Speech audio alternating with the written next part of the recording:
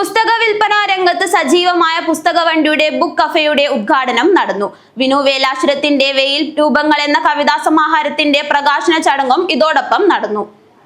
രാജ്യത്തെവിടെയായാലും ആവശ്യപ്പെടുന്ന ഏതു പുസ്തകവും ലഭ്യതയ്ക്കനുസരിച്ച് പരമാവധി വേഗത്തിൽ വായനക്കാരിലേക്ക് നേരിട്ടെത്തിക്കുന്ന സംരംഭമാണ് പുസ്തകവണ്ടി. വായനയെ ജനകീയമാക്കുക എന്ന സദുദ്ദേശത്തോടെ നബിൻ ഒടിയഞ്ചാൽ, ജയേഷ് കൊടക്കൽ എന്നീ യുവാക്കളാണ് പുസ്തകവണ്ടിയുമായി വായനക്കാരിലേക്ക് എത്തുന്നത്. കഴിഞ്ഞ 3 വർഷത്തിലേറെയായി പുസ്തക വിൽപ്പന രംഗത്ത് സജീവമായ പുസ്തകവണ്ടിയുടെ ബുക്ക് കഫേ ഉദ്ഘാടനം കാഞ്ഞങ്ങാട് വ്യാപാര ഭവനിൽ നടന്നു. എഴുത്തുകാരായ അംബികാസുധൻ മാങ്ങാടും രാജ്മോഹൻ നീലേശ്വരവും ചേർന്ന ബുക്ക് കഫേ വായനക്കാർക്കായി തുറന്നുകൊടുത്തു.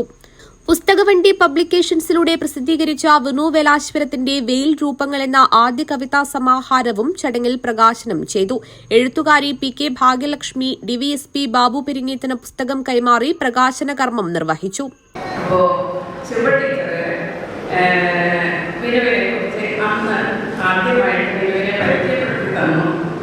ഇതൊക്കെയാണ് വിനു എന്ന് പറഞ്ഞു.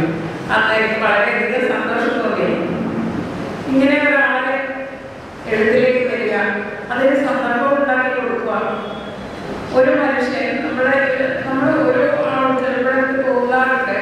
ഓരോ മനുഷ്യന്റെ ഉള്ളിലും അപരിചിതരായ എത്രയോ മനുഷ്യന്മാരുണ്ട്.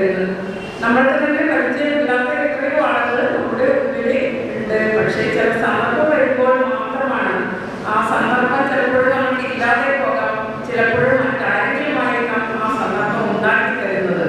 ചടങ്ങിൽ CP ശുഭ അധ്യക്ഷത വഹിച്ചു. ഒട്ടേറെ പുരസ്കാരങ്ങൾ നേടിയ യുവകഥാകൃത്ത് മൃദുൽ VM, വാർത്താ വായനയിലൂടെ യൂത്ത് ഐക്കൺ അവാർഡ് നേടിയ MG വേദിക, നിരവധി പുരസ്കാരങ്ങൾ നേടിയ വളർന്നുവരുന്ന എഴുത്തുകാരി ശിവദാ കൂക്കൽ എന്നിവരെ ചടങ്ങിൽ ആദരിച്ചു.